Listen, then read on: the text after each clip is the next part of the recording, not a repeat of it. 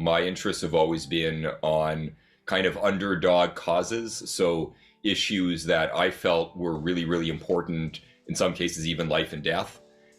But for whatever reason, society weren't, it wasn't being taken seriously by like social institutions and by society at large. And I think that's the common thread between why I got involved in founding, some of the organized atheist and secularist organizations on the one hand, and then some years later getting involved in men's and boys issues. And those things otherwise seem totally like they have nothing in common. It's finally here, the full conversation with Justin Trottier. In 2005, at the age of only 22, Justin started the University of Toronto Secular Alliance. Within 2 years, this small grassroots project would go national, becoming the biggest atheist organizations in Canada. During his time as National Executive Director for Canada's most influential atheist organizations, he began a personal side project shining light on issues faced by men and boys. In late 2012, the atheist movement would become engulfed in a feminism and social justice-related culture war that functioned as a prelude to the culture war that has engulfed all of us for the past 8 years. As an open supporter of advocacy for men and boys, Justin, a straight white male in a position of power, found himself in the middle of a bullseye. The toxicity of the conflict led Justin to eventually leave the atheist organizations that he started, devoting himself fully to what was initially a side project, boys and men's issues advocacy. Justin would launch the Canadian Association for Equality, or CAFE, which would host educational events that unexpectedly garnered international attention. He also started the Canadian Centre for Men and Families, a shelter and social services organization to help struggling men and boys. Justin has appeared widely in Canadian media. He has also ran for office with the Ontario, Green Party. In this wide-ranging conversation, Justin and I discuss what led him into both atheist and men's and boys activism, respectively. We discuss our respective experiences in the atheist culture war, the emergence of internet icon Big Red, and why Justin believes that the men and boys movement is intrinsically on the left, as opposed to being a right-wing movement, as it is sometimes portrayed. We also talked about Justin's commitment to free speech and his approach to activism and advocacy, which deliberately sidesteps such things as divisive labeling or spending too much time trying to convince the unconvinceable. That is, extremists of any persuasion. Perhaps the most striking thing about this conversation is how much Justin's views overlap with mainstream feminist views. So strap in for a great, balanced, and sometimes surprising conversation, and don't forget to subscribe to see more intentionally balanced and constructive consideration of contentious and important issues. Enjoy. So we are off and running. All right, Justin, thanks for joining me. I've been looking forward to this. I will have already done a little intro that kind of heads off this video, but I thought I'd give you a chance to introduce yourself in case I botch it horribly. Sure. Well, I think we're gonna have a far-ranging conversation, so I don't know what aspects of my background you would want me to to get into in an introduction to kind of lay that groundwork. But I'll just say my interests have always been on kind of underdog causes, so issues that I felt were really, really important, in some cases even life and death. But for whatever reason, society weren't, it wasn't being taken seriously by like social institutions and by society at large. And I think that's the common thread between why I got involved in founding, some of the organized atheist and secularist organizations on the one hand, and then some years later getting involved in men's and boys issues. And those things otherwise seem totally like they have nothing in common. Yeah. But to me anyway, the theme would be, well, I want to make a difference in my life, right? So I'm looking at where are the gaps in public awareness, in social community services, where people are actually suffering. And it's kind of going like unnoticed, and I'm baffled by why it's going unnoticed, and I want to understand that, and I want to try to make a difference in those key areas. So that's me. I mean, that's what motivates me. Yeah, no, it's like, and that's kind of like, because I was trying to make sense of you in my own head, and I think I pretty much nailed it, because I figured, because it's like you seem to have this inclination to take highly controversial positions that are completely, they make sense, but nevertheless, a whole lot of people are just completely intolerant of them. And you also, I think, like me, you're not a fan of taboos. Like, if someone, I feel like if someone were to say you are not allowed to say pink elephant, you'd be screaming pink elephant the very next day or the very next minute. So like no taboos. And I guess just like trying to draw attention to what is not being paid attention to enough. So long as I saw the value in it. So I'm not like an ambulance chaser. I'm not looking to be like the Socrates gadfly, just for the sake of rousing people's anger or anything. I guess Socrates figured he was doing it for a noble cause too, but I'm not in it to try to like make enemies or just kind of make a name for myself either. And I think there's a lot of people who get involved in provocative causes for absolutely the wrong reasons. And I don't believe that's true about myself. If you look at what I actually do, I mean, like take the men's issue stuff, it's highly charged and provocative, but most of what I do is I toil away in an office running therapy programs and operating Canada's first shelter for abused men and boys, which doesn't get any media attention at all. We wish it got some. We think it's kind of newsworthy, some of the work that we do, but it goes under the radar. So I'm definitely not in it for the fame or to win friends. I really believe and have a passion for the issues. They just so happen to be provocative, charged issues for very interesting social reasons, which maybe we could get into. I don't shy away though because of that, but I'm also not drawn to it simply because of that. It's really the substance of the issues that motivates me. The fact that they're charged is the reason why I think few people want to touch them, and that's also intriguing to me because that means I can make a big difference because nobody else is touching these issues. Yeah, and as you said, like you're not trying to draw attention to yourself, and you've always have been a very sort of behind the scenes kind of guy. It's like if I didn't know you personally and therefore know that you are like the national executive director of the Center for, or the Canadian Association for Equality, CAFE, or, the Center for Men and Boys and Families. I might have got that wrong. But yeah, I like... Close. Like you actually it's not like you're branding the organizations around you. Like you actually have to go look on the website into the about section, and then and then halfway down the screen is your name among others. Like it's not like this. Like it's like if I didn't know you were doing this, I would never know you were doing this. Yeah, it's the furthest thing from a cult of personality kind of organization. We are a very kind of center of the road, very modest in our approach. We really just want to improve the situation for the families that we serve. And I think often personalities can get in the way of that. It becomes all about commitment to an individual rather than to the cause. So we try to get the people out of the way and let in the case of the men and families work that I do, it's the men and families. It is the clients, the residents, etc., the people who are suffering that we're trying to help. They tell the story quite literally, like the work that we do for abused fathers and children. We have the families themselves talk about their experiences in this area. And that's because they're kind of the best voice, champion for the cause. And it also shows other men and boys that they're not alone, and it helps lower the stigma around men asking for help. So there's a strategic reason to do it that way for sure. It's much more effective that way. But it is really the clients that we care about. We want them to be front and center in the work that we do. Okay, very good. And so we'll get more into this in a bit. Because I want to kind of do things somewhat chronologically. Sure. Yeah. One thing that, so as Justin, he's kind of very behind the scenes. And so one thing that almost nobody who watches this video will know is they may recall those very highly publicized protests at the University of Toronto that happened around 2015, 16. One of them was at the big Warren Farrell event where people were being blockaded from entering the facility. And then there was other speaker events where there was that infamous young woman with the red hair and the white jacket who developed... Big Red, yeah. Yeah, Big Red. Like she is like people who haven't even heard of her know who she is because they've seen her on thumbnails and on compilation videos, and like she was kind of like Karen before Karen.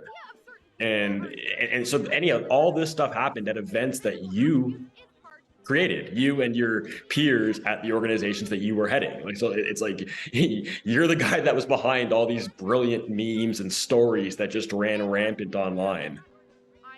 Well, yeah, and you know, we didn't, again, to my earlier comment, we didn't do it looking to attract big reds or anything, you know, anybody like that. It was these events. I mean, unfortunately, what kind of gets lost in all the discussion around the protests and the negative responses that it received is the substance of the events themselves. Like, these were events talking about male suicide. Why are men committing suicide at 3 times the rates of women?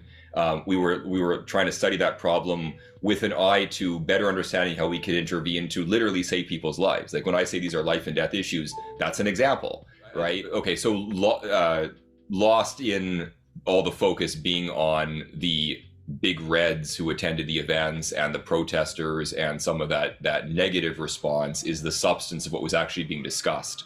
And I think it's important, if anybody's going to analyze, you know, did the work of Cafe, you know, was it fair to have people like Big Red attend and protest it? Is you got to actually look at what they were coming to protest. These were events, in the case of Big Red, that were dealing with male suicide. We were asking the question, basically, why are men 3 times more likely to die by their own hand than women? And what are some positive interventions that could save their life? So again, when I say these are life and death issues, that's a pretty good example of it. And it's interesting that in response to events aimed literally at saving men's lives, groups like the U of T Student Union decided to organize riots to try to shut down these discussions. And so, yeah, you really got to kind of juxtapose the nature of the event and what the speakers were saying with the tone and substance of the response to appreciate what was actually happening. From what I recall, because I think I heard Warren Farrell talking about these events like right after they happened, and you guys did not see that coming. Like at least not to the scale. I don't like, did you guys foresee there being protests to Warren Farrell, or did you think they would be just much more tame than they were? Like, nobody saw it coming. Nobody had done anything like this. So there hadn't been a forum to protest. Nobody had thought to invite a speaker with a with the pedigree of Warren Farrell, like with his stature. He had written best-selling books. He was a former director of the National Organization for Women. He's a bit of a lightning rod, but the reason is that, again, he talks about things that are inconvenient in some places of society, like suicide, like, you know, parental alienation and false allegations and very serious issues of substance. But the issues and the philosophy is often at odds with reigning feminist orthodoxy. And so folks on the more extreme side of that ideology see him as public enemy #1. And now he's coming to University of Toronto, like U of T's, you know, biggest university, most prestigious, at least U of T, almost, you know, graduates like to think it's this highly prestigious institution in Canada. And so, yeah, the feeling by some of these folks was, we can't allow this. We need to shut this down. Even before there was such a thing as cancel culture, they were trying to cancel our organization and the speakers that we were bringing to campus. Got it. All right. Well, so let's go back in time a little bit and switch the subject to atheism. So you started, you got into atheist activism in a big way in 2005. You started the University of Toronto Secular Alliance. Oh, by the way, quick little favor. Since I've become the murky Christian that I've become, I've had some people online question the fact that, like, was I ever an atheist for real? You don't even understand atheism. Can you please confirm that I was briefly the president of the University of Toronto Secular Alliance? Yeah, I remember that very well. Yes, I think so. How long did you spend in that office? That I don't recall. Not that long. It was like 4 months. It was just getting it off the ground, and then I had some other life issues going on that really kind of took over. Yeah, I remember you continuing to come out to meetings and events Yeah. long after that, even if you weren't in the president's office. Yeah. Right. Absolutely. Okay, cool. Thank you for the confirmation. All right. So, but you started that in 2005 as the University of Toronto Secular Alliance. And then I guess it was after you graduated, because that would have been like in your second last or your very last Yeah, year. that's right. You got a little more ambitious and you said, let's make it the Toronto Secular Alliance. So you don't have to be affiliated with U of T. And then, that wasn't good enough for you. And so like, let's just make it a Canadian thing. So you nationalized and became the Free Thought Association of Canada, with which developed chapters, like probably on the order of several dozen chapters across the country. And Yeah, a couple dozen. I mean, we had a few years of pretty explosive growth, and it was mostly at the university and college level. So we stayed sort of true to those youth roots that we had. But you're right, when the graduating class kind of moved on from U of T, we didn't want to just abandon this cause just because it was founded as a U of T group. So the U of T group continued. I don't know how much, for how long it did. I hope it's still around. I don't know that for a fact, but after we left, we sort of made sure that there were successive leaders to take it over, and it stayed very, very active at U of T for at least for many years after we left. And then we went on, those of us involved in founding these organizations, to create the citywide and then eventually a nationally incorporated charity. We eventually received charity status for Free Thought Association of Canada, so that allowed us to raise some money and to do some big events. We did the Atheist Bus Campaign. That was a Free Thought Association of Canada initiative under our charitable leadership. Did some billboard ads, did a lot of public education events, worked with the campus groups in some sort of coalition of advocating organizations. And then we also, the same group, more or less, founded another organization you haven't mentioned yet, Canadian Secular Alliance. This was probably wondering why so many different groups. Well, because we wanted to do political advocacy in a big way. And at the time, charities were limited legally in terms of how much politics they could do. That's actually changed. There's been some important charity law reforms, which I don't have to get into right now. But at the time, that was a real limiting factor. So we set up a separate non-charitable arm called Canadian Secular Alliance. And we actually intervened in some Supreme Court of Canada cases as the CSA. So one of the most, I guess, monumental cases was around public prayers, whether it was acceptable to have a public prayer, whether it was Christian or non-denominational, what have you, within a government setting. So what was happening was a lot of cities were opening their proceedings with prayers, and our feeling was that this created an unfair advantage for the religious on city council or among the electorate. And we're actually involved in a number of efforts to support local citizens who sued their cities to try to stop the prayer. And anyways, this went up, the appeal process to the Supreme Court, and we intervened.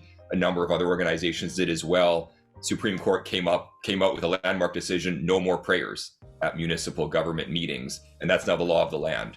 So there was that, and there were a couple of other important cases as well that I could elaborate on. But yeah, the big focus for CSA was lobbying the government and dealing with judicial decisions as well.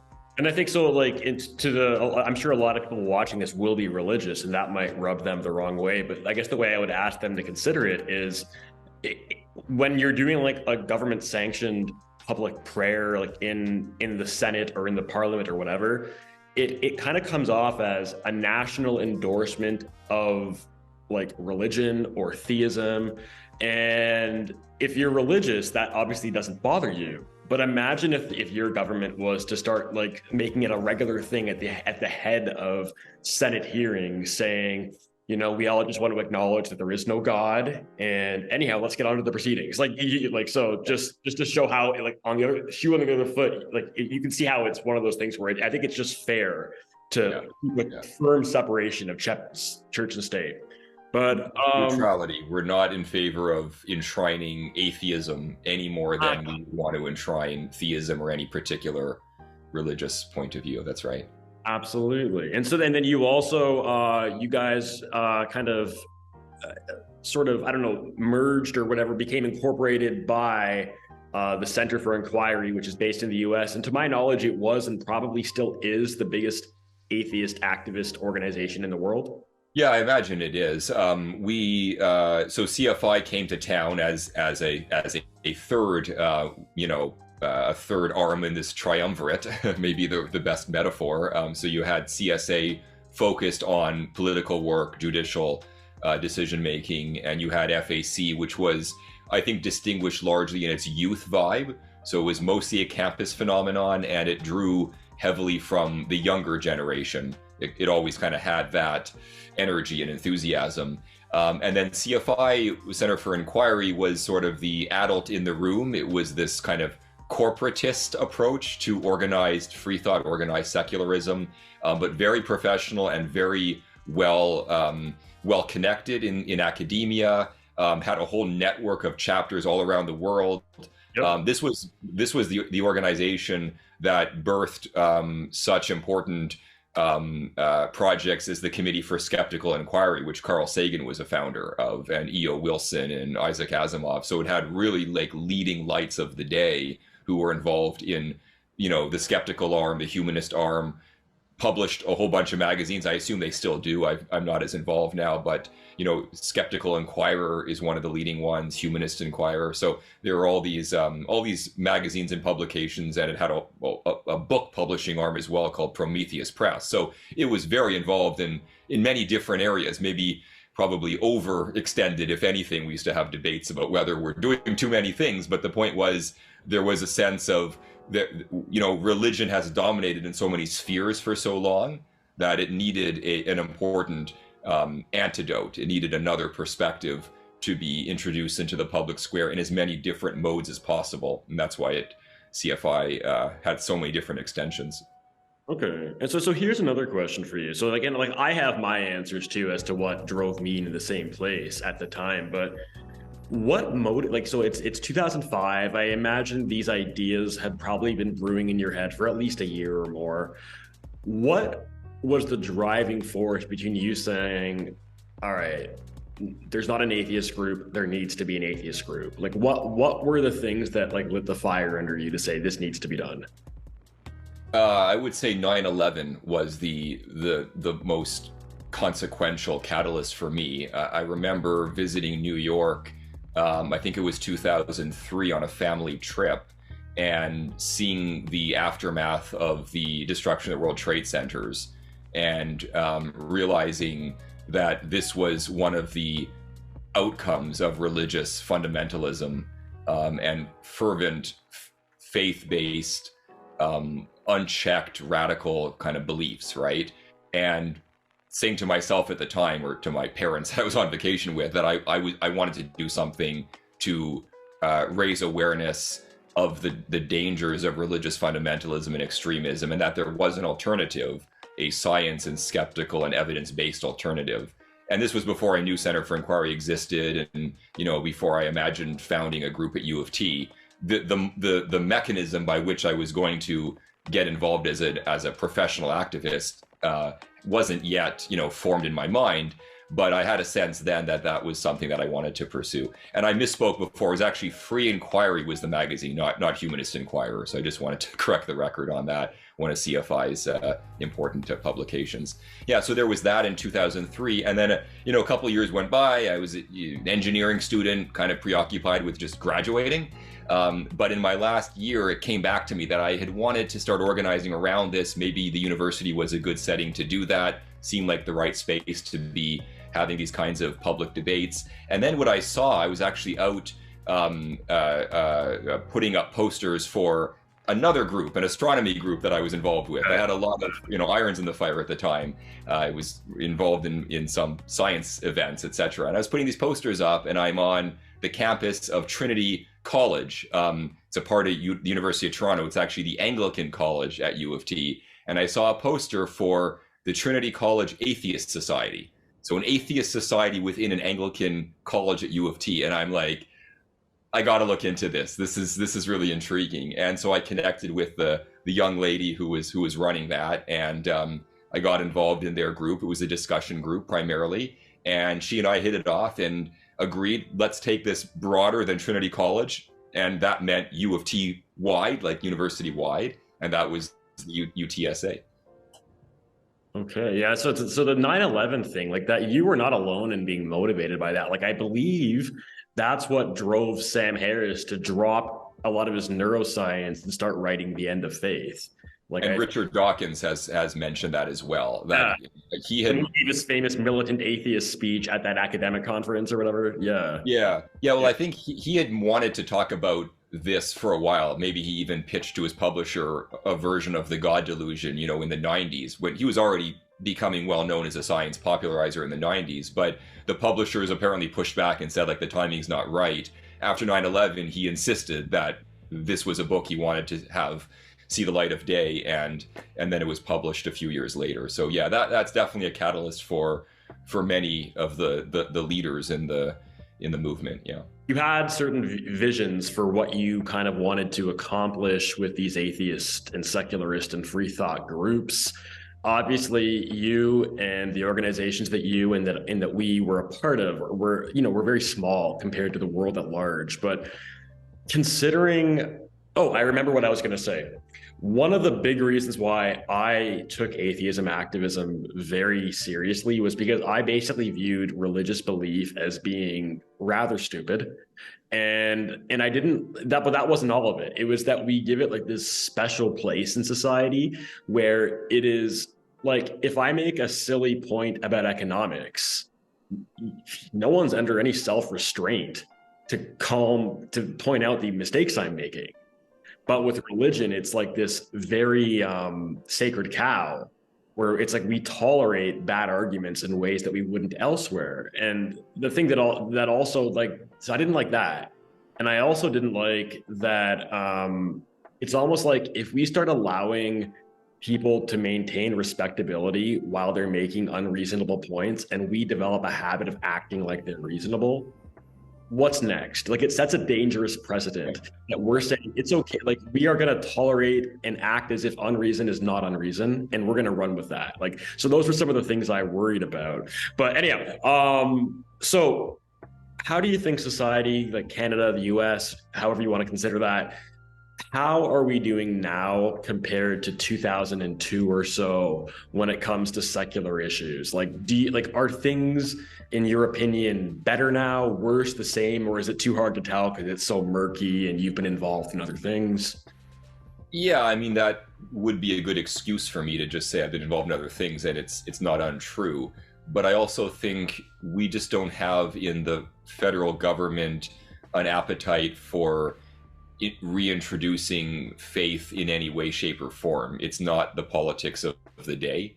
And right. I think, the conservative government that reigned when I was involved in atheism, I mean, my involvement coincided with the Harper government era, more or less,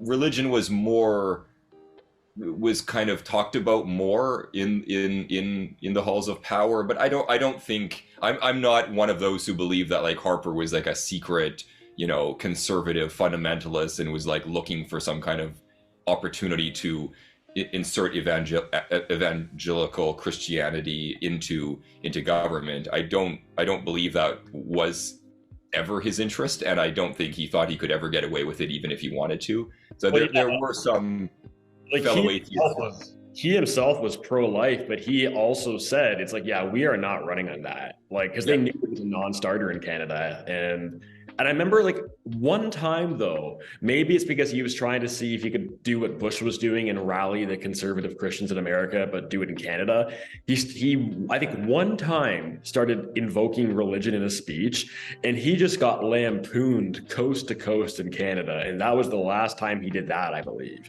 Yeah, I think he said like, God bless Canada at the end of a couple of his speeches. So that's not something we really do in Canada, and it was off-putting, and I think he got called out on it. At the same time, is that comment at the end of a speech or two defining like a change of policy for the country? No, I think maybe we took it a bit too seriously. We thought that there was more to it than there proved to be.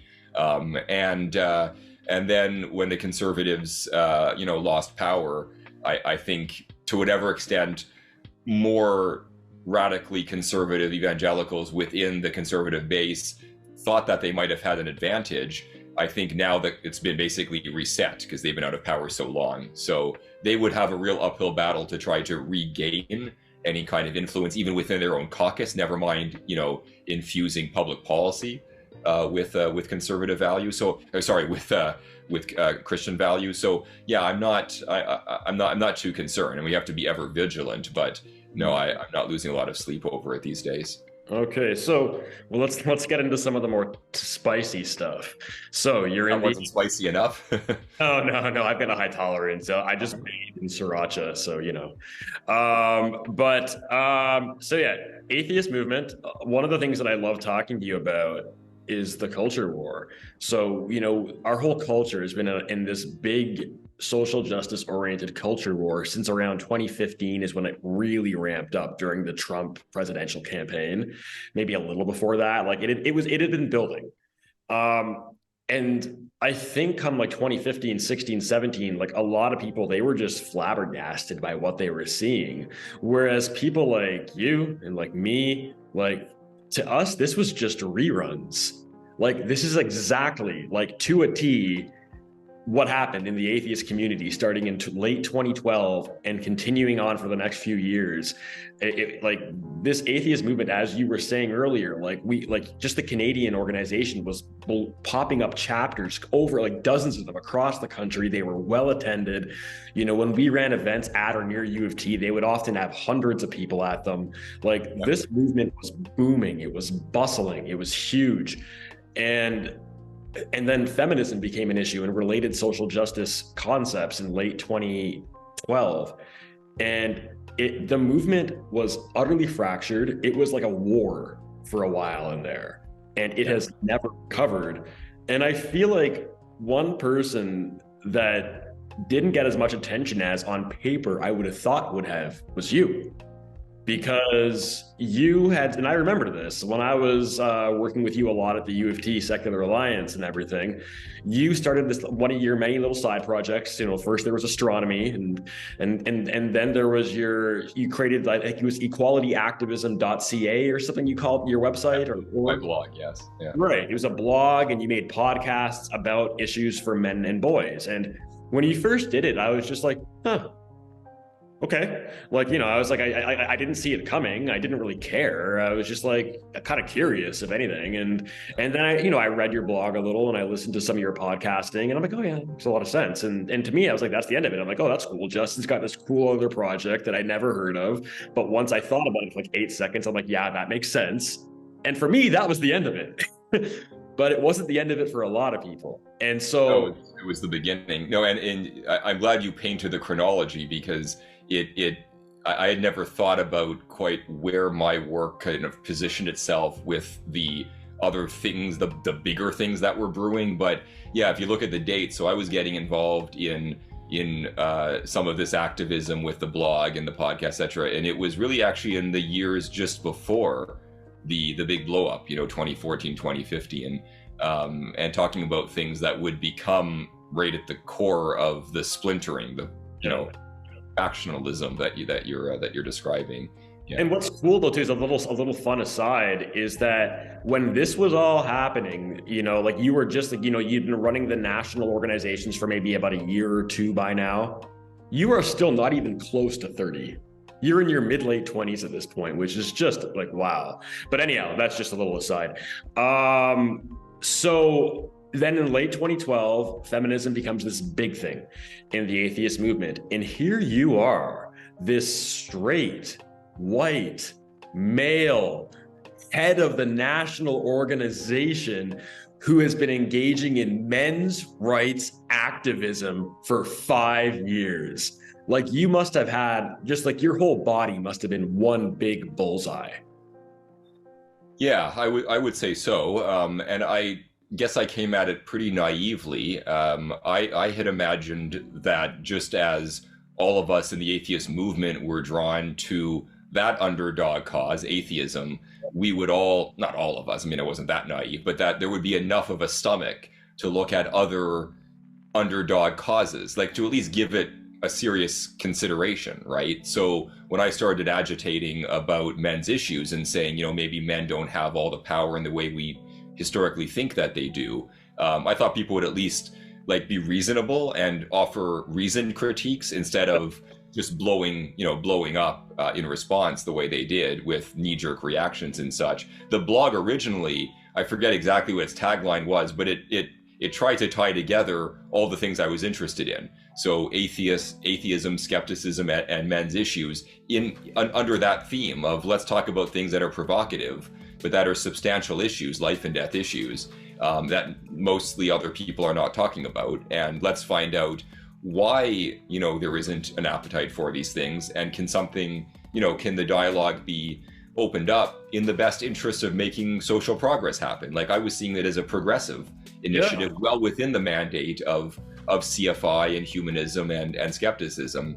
I was obviously in the minority. Having said that, it wasn't a small minority. I mean, I ended up pulling quite an audience in support of what I was doing, and a lot of those people, they actually came with me. So when I left CFI and I founded these other groups, there was a healthy contribution from former volunteers and personnel from CFI that sort of thought the way I did and wanted to get involved in this new project with me. But it was still a minority. Like, certainly the rank and file had a different response. Some of them were very vitriolic. Some of them just thought it was probably inappropriate that I was trying to mix these things together, and I should have just kind of kept them as far apart as I possibly could. Gotcha. Well, I remember, I went through, so there's the whole atheist culture war, and it's happening at the big scale, but also at the small scale. So it's happening at the big scale in the sense that you're seeing the big atheist blogs like going off on each other. You're seeing like popular figures like Dawkins and Harris either being praised or being pilloried by their own community, depending on which person it was, and then it tore apart some atheist smaller community groups, like the one that I was in Kelowna, British Columbia. It was just a perfect microcosm of what was happening in the Canada, US, international Western atheist movements. And I remember, like, when it first started, like I was an ardent progressive. I watched the Young Turks every single day. If you asked me, I would have told you I was a feminist. And I remember one time in the atheist movement, before I realized how bad things had gotten, another guy in the movement said that he believed in equality, but he's not a feminist. I'm like, well, that is a feminist. That's where I was. But then what I would find is, so I thought I was on the side of the feminists in our group. Yeah. But every once in a while, if I questioned something, or if I said, what about this? And it called into question one of their beliefs, they would just tear my head off and make the worst assumptions about me. Like this is all just window dressing to hide my misogyny or things like, you know what I mean? Like they're just, they're assuming malicious motivations on my part that I'm couching in academic terms maybe or something. And I just felt like, if I can just speak to them more and be really reasonable and clarify all their misconceptions about that they're having about me, we can work through this. And it didn't work. Like, it didn't matter how many times I tried, how many clarifications I made. It's just like they were determined to be mad at me. It's something in the temperament of the person, and not in the reasonableness of your argument or theirs. You just have to find the right audience. Right. What we have found at the Center for Men and Families, so that's the new outfit, not so new anymore, but newer, where I've been working for some time now, where we run these programs and we've opened a shelter, as I referred to earlier, is that there absolutely are moderates within the feminist ideology, the other ideologies that are interested in gender issues, as well as within my own philosophy or ideology. And then there are also extremists. And so we spend 0% of our time dealing with the extremists. We cannot make progress with folks who are so tied to their identities that they cannot have a reasonable conversation with you. But thankfully, the majority of people are somewhere in between. And so we've actually found common ground with folks who don't think exactly like we do. It's not really what it's about, but there's enough overlap and common ground that we can have a conversation and we can make progress together. And at this point, and I would never have thought of this, 10 years ago, we're actually working hand in hand with women's organizations, with LGBT organizations, with all kinds of different social service sector agencies like the police like mental health agencies like CAMH, those sorts of places. We work very closely together in collaboration on our programs. Because for most people kind of doing frontline work, they spend very little time on the ideology side. Those are for the politicians and the heads, the bureaucrats who head up these groups. But frontline people, we just want to improve the situation for the families that we serve. And we're very willing to work with other organizations that have a similar interest, even if at some level ideologically we're not 100%, in agreement on everything. It's all about the pragmatics of getting things done, building programs that actually help people. I think that gets lost in these fights, and what's been happening, or what historically happened within the atheist movement, was largely people in their armchairs having these lofty philosophical ideological battles and not really caring very much about the actual people that are suffering because of the policies or the lack of services for one or another population. So my organization, now we spend very little time with these debates. We're mostly focused on just improving things for the average person. That's our interest.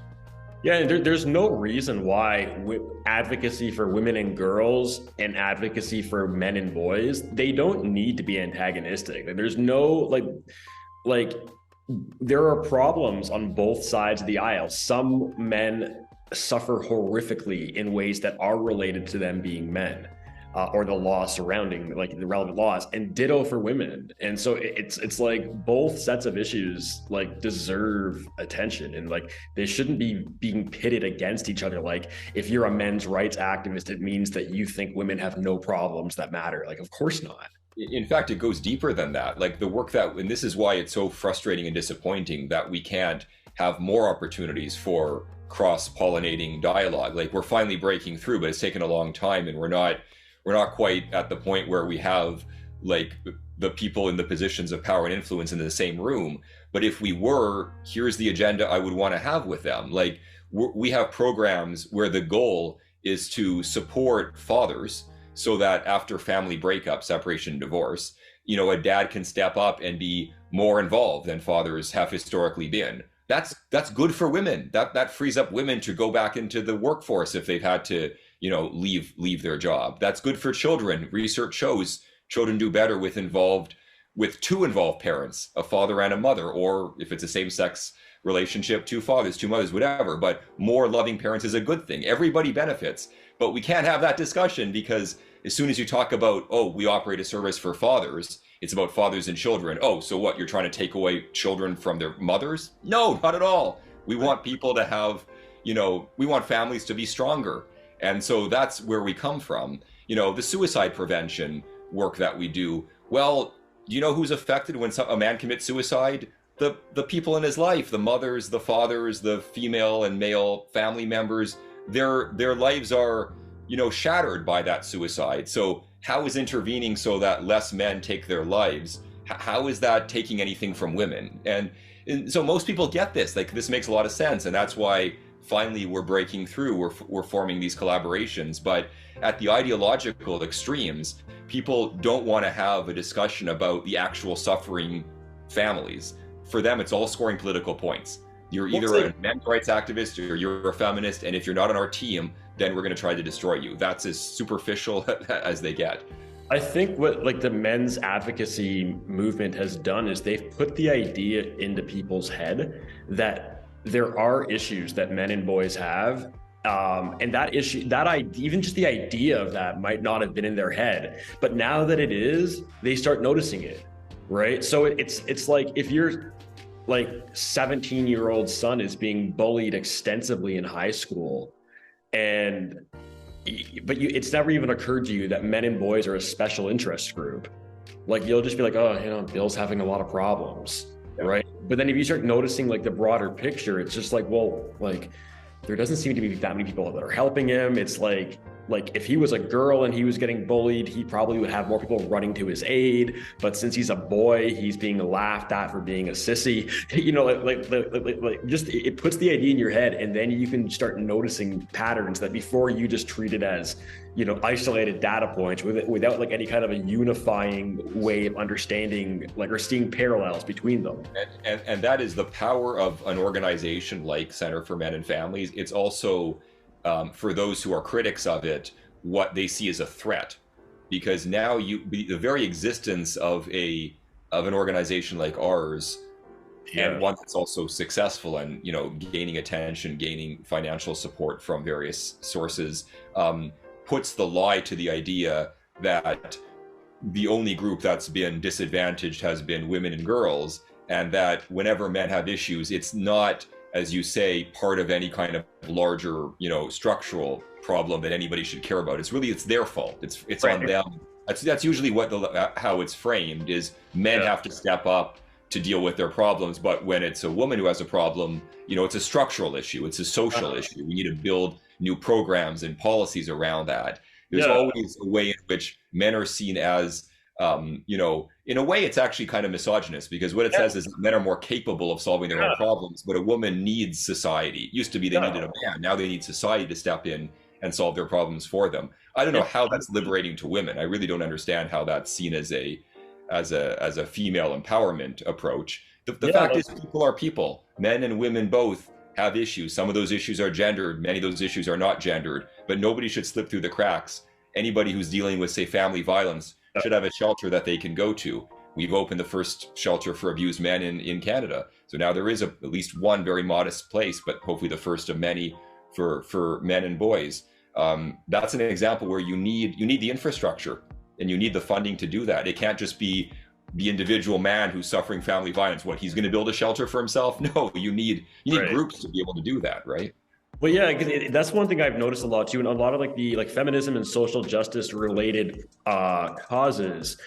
It's almost like, yeah, like it's kind of like they're like, some of them are like white supremacists with guilty consciences and male chauvinists with guilty consciences. It's like, you remember the old consent issues where it's like a 20-year-old male student, a 20-year-old female student both have drinks, they have sex, he raped her, right? But it's like they both had drinks. And so it's kind of like, in this regard, they're saying that the woman is basically a child. She cannot be expected to take responsibility for herself if she's had alcohol. Whereas the man, not only is he responsible for him, but he's responsible for her too.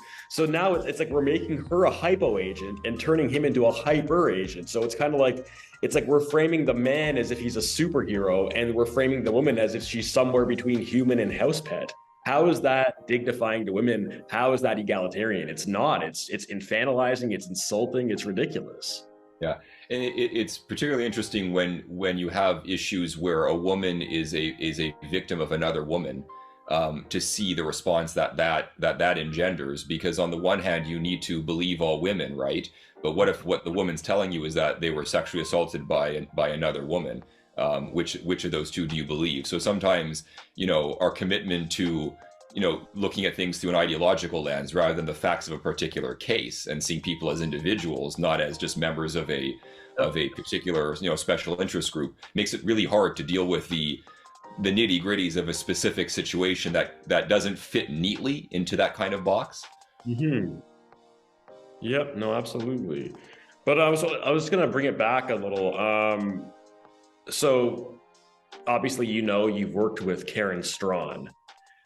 Girl Writes What? Man, I miss her. She is one of the most brilliant minds I have ever come across. If anyone hasn't heard of her, just look on YouTube. Girl Writes What? Karen Strawn. She's fantastic. I remember I didn't watch this video until it'd probably been out for close to a year by the time I watched it for the first time. When the atheist feminism culture war was happening, like she was starting to get more and more views from atheists who were finding her on YouTube. And so she made a video directed specifically at the atheists coming to her videos because of the culture war happening in their movement. And I believe the title was something like, Atheism, You Asked for It. And the argument she made, you might recall, was that the mistake that the atheist community made was by putting so much emphasis on the negative consequences of religion. So things like, it encourages misogyny, it encourages war, things like that. And the way she put it was, even if she herself's an atheist, and even if she said, if we found out tomorrow that being a religious believer actually makes you a better person, a happier person. It makes the world a better place, like things like that, she would still be an atheist. And even if she found out that like atheism made made things bad, she would still be an atheist, because she's not an atheist because of the consequences. She's an atheist because to her, that's the most sensible position. Right. And she's saying when the atheist movement, when we were just about rationalism, it's like if you were there, you were pretty much like you had a good idea of Jim's here, Crystal's here, and I'm here. We all roughly know why we're here, because we think religion is irrational and irrationality is harmful. And so we're organizing against irrationality. But when a bunch of your people start coming in, not because they have like rationalist inclinations, but just simply because maybe they're mad at religion, they think it's deleterious socially. Well, that can work for a while. But then when like a cultural issue comes, like it can shift what's relevant, and then there can be a massive bifurcation, because like when the circumstances change, if you're motivated by a different reason, then you might not want to proceed in the same direction. Well, I always made clear in my debates, like I was not interested so much in people like converting to my point of view as I was in people thinking critically. Yeah. So I would rather have a conversation with a Christian, well, maybe not a fundamentalist. I'm not sure how much critical thinking could possibly lead you to fundamentalism, but with a Christian who had given significant rational reflection to his beliefs and legitimately believed that led him to Christianity. But he was willing to, always re-examine his points of view when it came to issues outside of religion. He was a critical thinker. Then with somebody who happened to agree with me on the non-existence of God for whatever reason, but was not a critical thinker in that they were willing to debate with myself or with people with a different point of view why they had that atheism. Like they just didn't have an intellectual curiosity to do that, and that beyond the issues of religion, they had no thirst for intellectual debate. Like I'd much rather have that religious debate with an interested, curious Christian than with an unpleasant atheist that I just happen to agree with on the question of religion.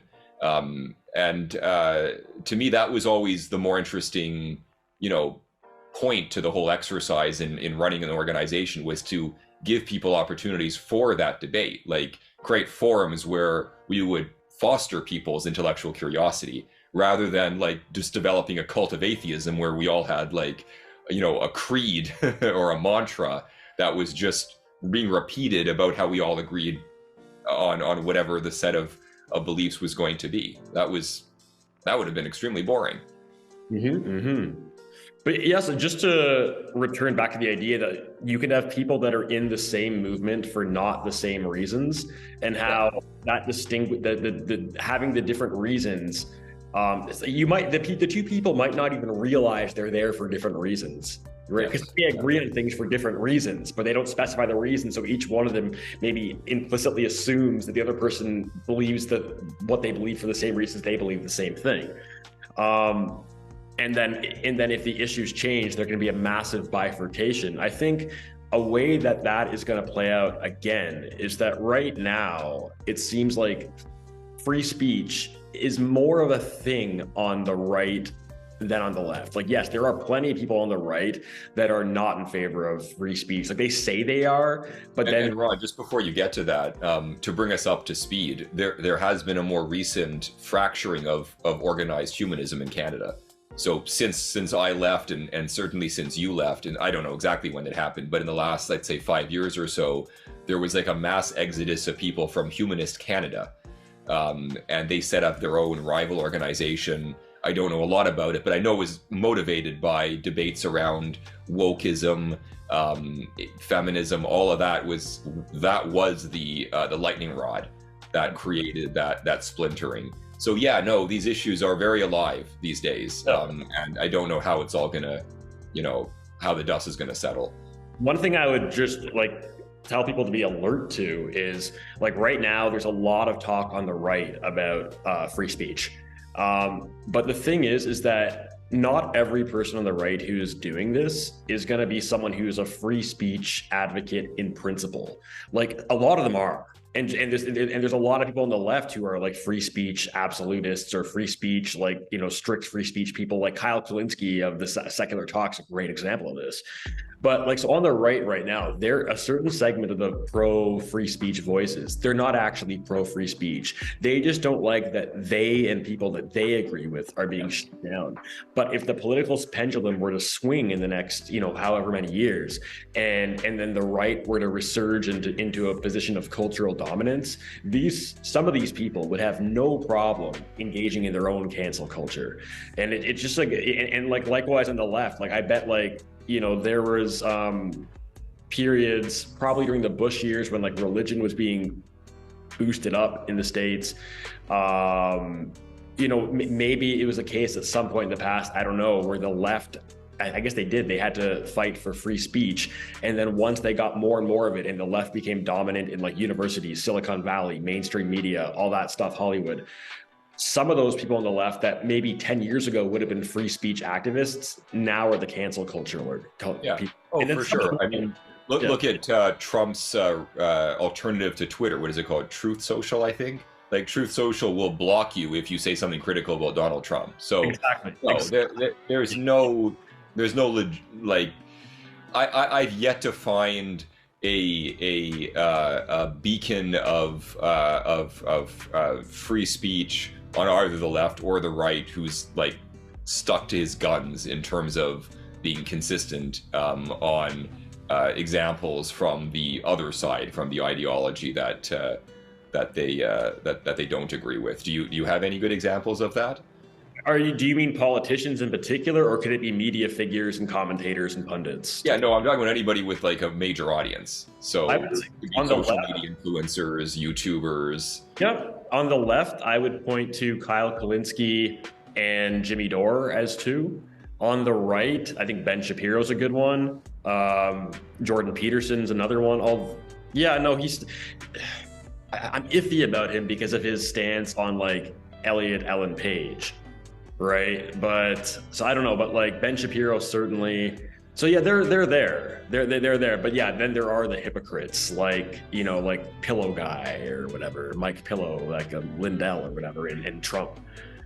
So yeah, absolutely. Fair enough. I've seen so many of them who, this is their big thing is about free speech on the right or the left, but then you can always seemingly find examples where they have come up with rationalizations for why they believe that there are limits, and you look at the examples and they're always on the other side politically, right? So all right, I'll look at the examples you've given, and it always comes down to like an issue of safety versus freedom, right? So it's like during like I was watching some of Ryan Long, the comedian, the woke versus racist guy who's from Toronto.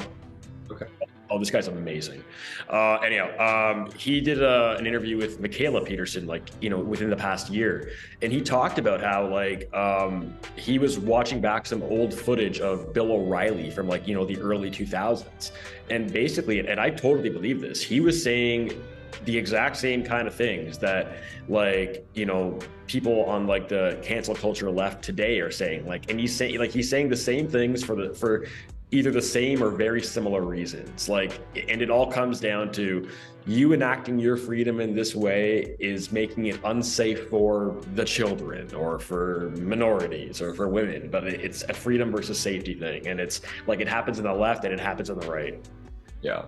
Well, the right is currently in places like Florida trying to censor textbooks and tell teachers what they can and cannot say in public schools and things like that, are they not? These I have free speech. That's a tough one though, because it's I think it's like the anti-CRT, anti-woke kind of stuff. And I get that because let's say that you're a person who's very social justice-y and you're taking exception to my being against that. It's just you wouldn't like it if the school system started talking like Ayn Rand to your students. Yeah.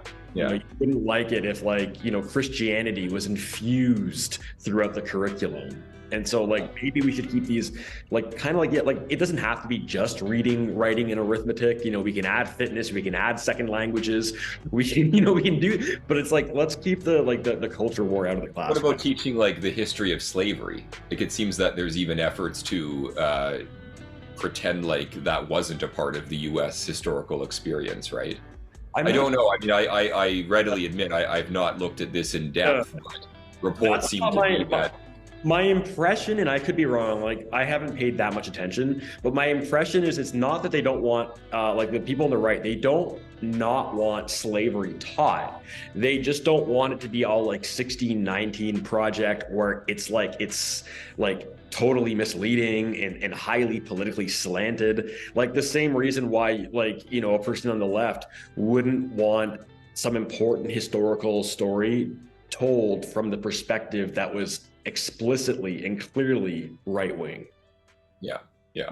Yeah, that's how I perceived it, and but I haven't paid enough attention that you know that I could speak authoritatively on it. Yeah. But yeah, let's see. So people often think of the right, the men's rights and movement and community as right wing, but you don't really sound very right wing to me. Well, I'm not in the men's rights community. We don't use those labels. Okay. We don't use any labels. You know, feminism, men's rights. The labels end up being the entire story, and you never get to really get to the substantial matters, and then people pick sides based on labels. So I don't find them very helpful. Personally, no, I would be probably a center left kind of guy politically. You know, when I ran for office, it was as a Green Party candidate. Green Party's kind of center left in Ontario. So that's more or less where my political leanings are. Yeah, and organizationally, yeah, it's a very big tent, you know, that we've built, and we got some of everything, you know, the organization from the hard left to the hard right. Most people somewhere in between. Okay. Yeah. So like, what's your stance on gay marriage? Very much in favor. I was part of the campaign to legalize it. Yeah, and I remember when we were working together in the atheist group, we actually went to the U of T Pride event in support of them.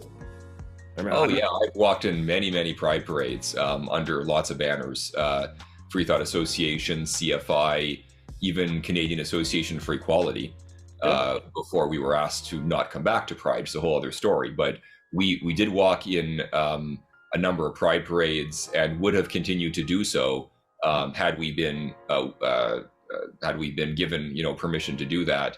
Not only the one in Toronto, but there have been pride parades that we've been part of as the men's issues group in 4 or 5 cities: Ottawa, Vancouver. So definitely a strong supporter of LGBT rights. Absolutely, yeah. Where and how do you feel about gay lesbian adoption? Um, I have no, I can't. I actually haven't thought that much about it, but I don't have any reason to be strongly opposed to it. Why should gay people adopt just as everybody else does? I don't have a well-formed opinion, honestly, on that one.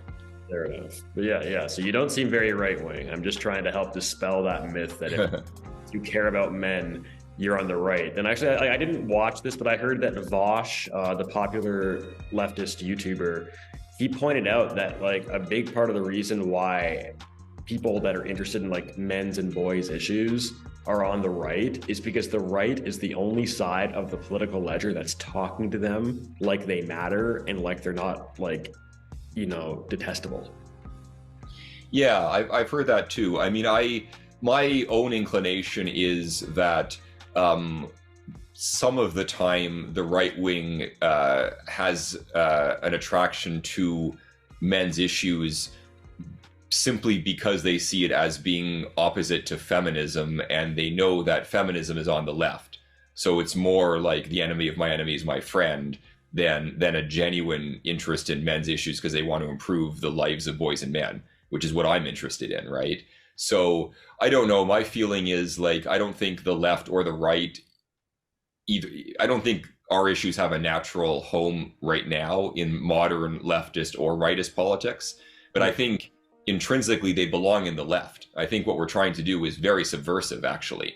I think it's more subversive than feminism, much more subversive than feminism, because we want to, personally, I would tear down all the barriers that are still in place that prevent men and women from realizing their full potential. And I don't just mean like social barriers. I mean like the barriers that are inculcated in us from birth and the way we're socialized, the way we're normalized into our gender. I would do that for women, and I would also do that for men. Feminists are very concerned about the barriers for women. They're not so concerned about if they even admit that there are barriers for men. But I dream of a time when stay-at-home fathers are just as prevalent as stay-at-home mothers, when early childhood education is 50% being taught by men and 50% women. Right now, it's like 2% of early childhood educators are men.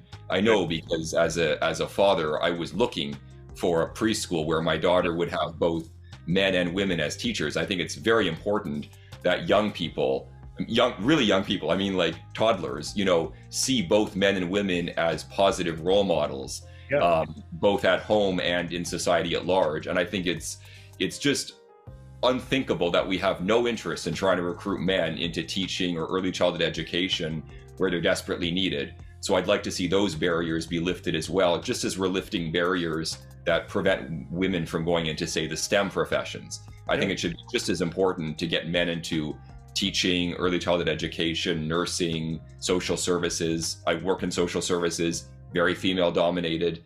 So if it's important to have balance in professions that are male dominated, it's important for the same reason to have balance in professions that are currently female dominated. So I think what we're trying to do is deeply subversive.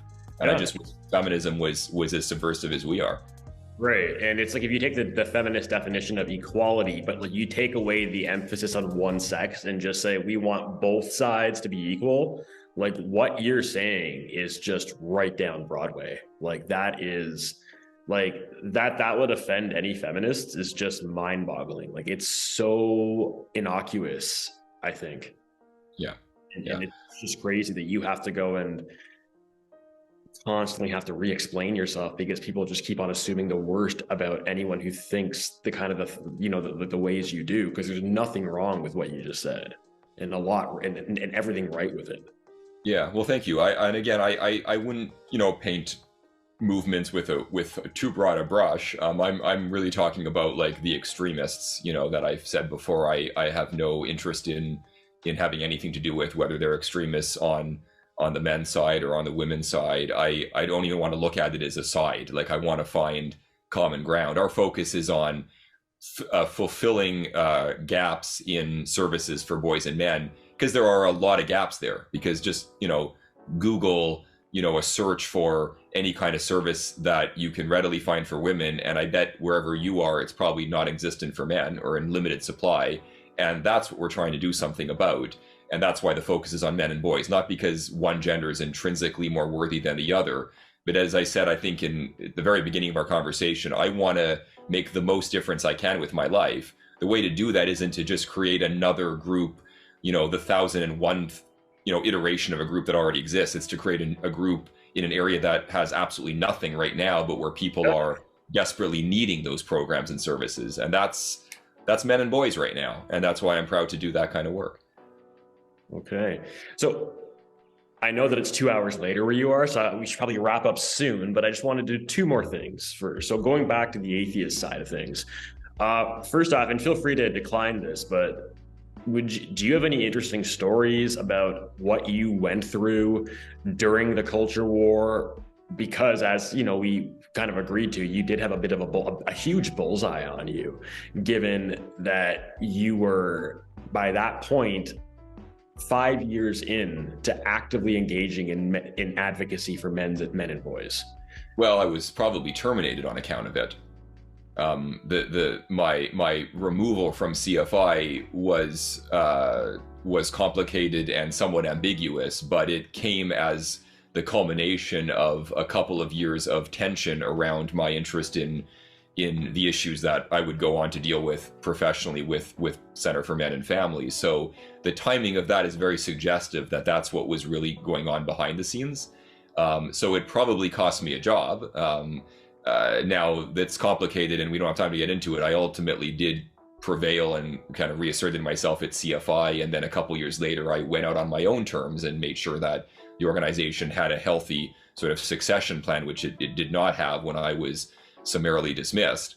So it was more or less a happy ending story to that, but it was a hell of a couple of years to deal with that.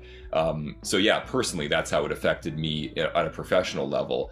But I lost a lot of friends, people that just didn't want to have anything to do with me after I started talking about these issues. I had a lot of people that supported me that I didn't expect either, closet fans of the work that I was doing, and a lot of them came over with me when I founded the Center for Men and Families. So that was a nice, unexpected outcome as well. Okay. So like, this might sound like a silly question, but like, how did you feel when you were getting ousted out? Because in a way, it's like, even though like I liked the job you were doing in your role, and I was also very sympathetic to your side, on the other side of things, it's like, in a movement that is not supposed to be about any of this stuff, men and women's issues, it's about atheism, secularism, and free thought, and critical inquiry, all that stuff. Like, if our movement is being torn apart by this thing that is not in any way core to the movement at all, it probably is a bad idea to have, as the leader of the whole movement, a person who is clearly on one side. Like that, like on the same token, like I wouldn't want it if there was a hardcore feminist leading it, So it's like, maybe in a way, it's like it was what was best for the community. Yeah, I could see the logic of that, and if they had been honest about it, that would have been one thing. But when they did finally remove me, they actually came up with things that were just objectively untrue and defamatory. So I don't want to get into that. But the way in which I was removed was unacceptable, whatever you think of the logic of removing me because of my being a lightning rod in this area. So that's one thing. The other thing I would say is CFI had a lot of radical ideologues of one kind or another, including feminist-leaning ones, running other departments. I mean, I wasn't the head of CFI. I was just running Canadian operations.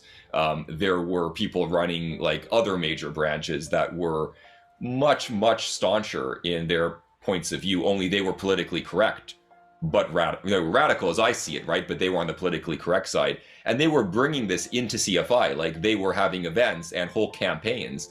I remember, I don't want to pick on anyone, I'm not going to mention the name, but there was one person and she was running their DC office, which was also their political office. And on the Facebook page, she had supplanted the motto of CFI. It used to be Science, Reason, and Free Inquiry. She changed it to Science, Reason, and Women's Issues. Like, she literally put that in. And I think eventually they took that out, but she kept her job. It wasn't deemed all that serious. Whereas I was, censored because I had set up a blog. And I think what I did that was wrong was I did send an email out on a CFI list telling people, hey, if you're interested, I have a blog.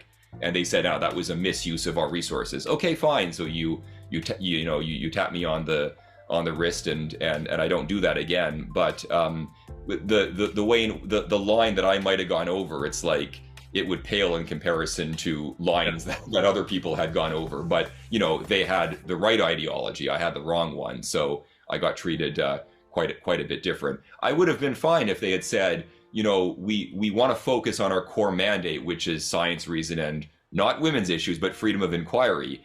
And so we need people in leadership who are, only associated with those things.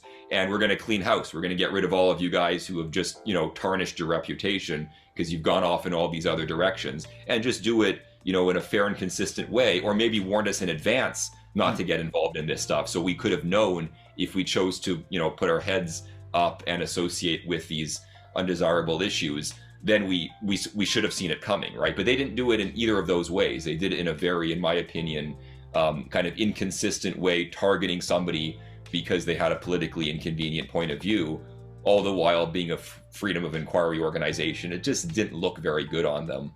Now, to whatever extent we could undo the damage, like, I think we did a decent job.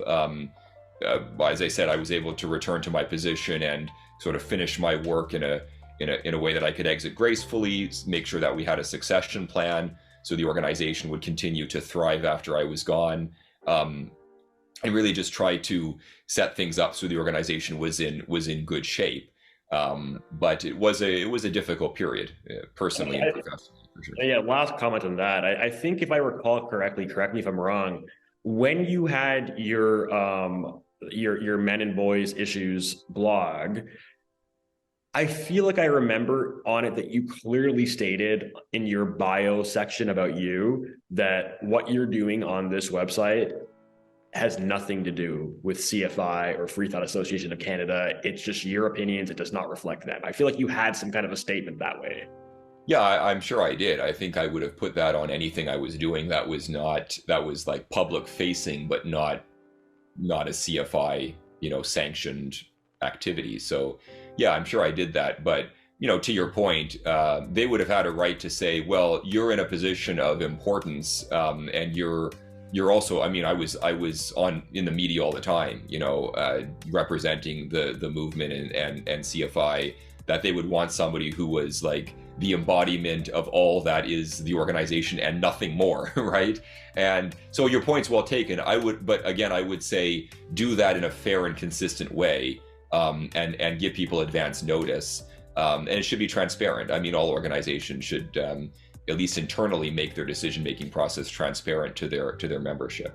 So just so people know, like, what kind of media have you appeared in? I know you've written for the National Post. You've been on Steve Corrin's show on TV Ontario a number of times. What else have you done? Yeah, and this was back when I was part of CFI. I haven't done this stuff in a while, but everything. I mean, CBC had me on many times to comment on the day's events if it touched in any way on religion, atheism. Sometimes free speech was another issue that I would talk a lot about.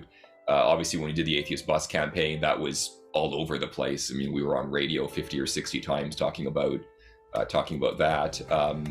But it was kind of a miscellaneous set of invitations from CBC, Global TV, National Post had like a religion blog that they would interview me for. I think those were the three major outlets that I was on a fairly regular basis on all kinds of different topics of the day. Yeah. Okay.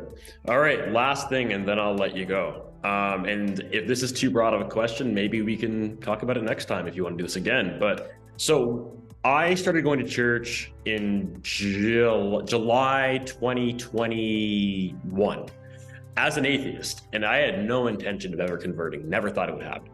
But I went because I wanted community, and I wanted to be at a place where, it's like there's like I learned from like Jordan Peterson how much wisdom there is in the Bible and Christian practices that is wise whether or not God is real, Jesus is God, any of that, like independent of that. So between wanting a community and wanting a place where wisdom is something that is regularly reflected on, and where like there's a focus that's like above personal self-interest, like that appealed to me. And I've wanted this for a long time.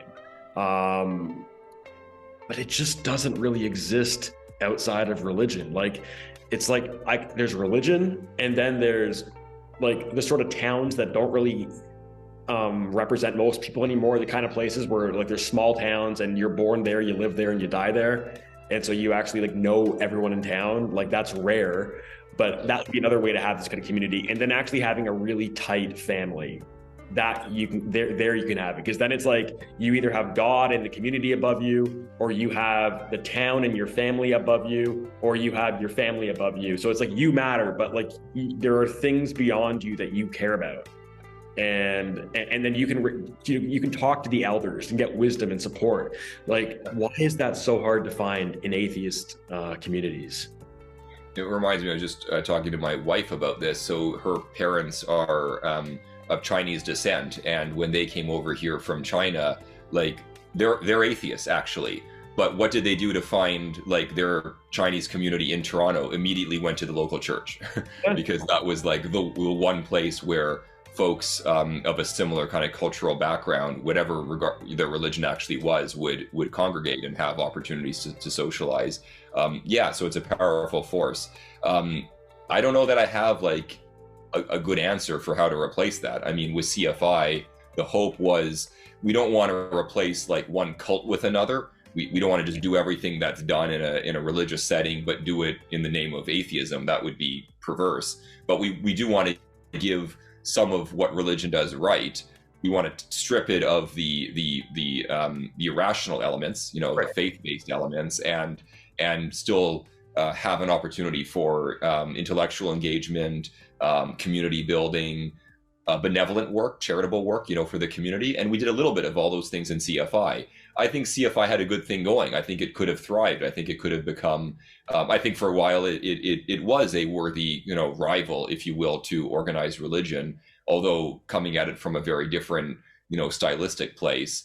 I think unfortunately there were, you know, some of the issues we've gotten into which made it untenable, you know, to continue to build that big tent.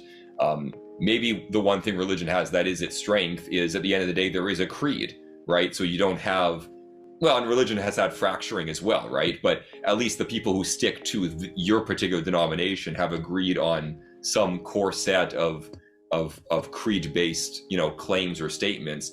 Maybe that provides enough, you know, cohesion to keep people engaged and to know kind of where they stand. Maybe organized atheism is always going to have more of a chaotic, unstructured element to it that can be an asset in some instances, because it keeps people, you know, forever thinking critically and debating each other, but can make it pretty hard to organize and continue to build a structure that would be needed to be a worthy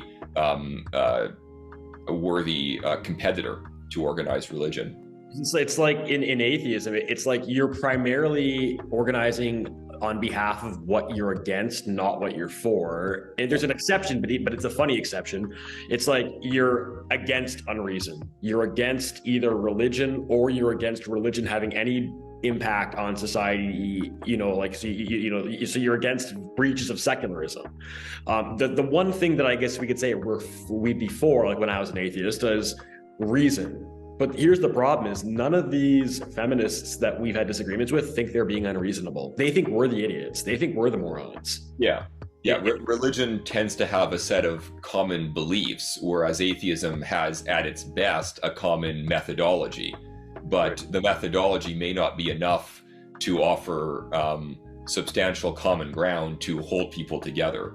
Because just as you said, you can, from a commitment to a reason-based methodology, come to wildly different outcomes depending on your way of looking at the world, your basic assumptions, what information or experiences you happen to have had that other people didn't have. All those things can be decisive in terms of two people both committed to reason ending in very different places, right? Absolutely.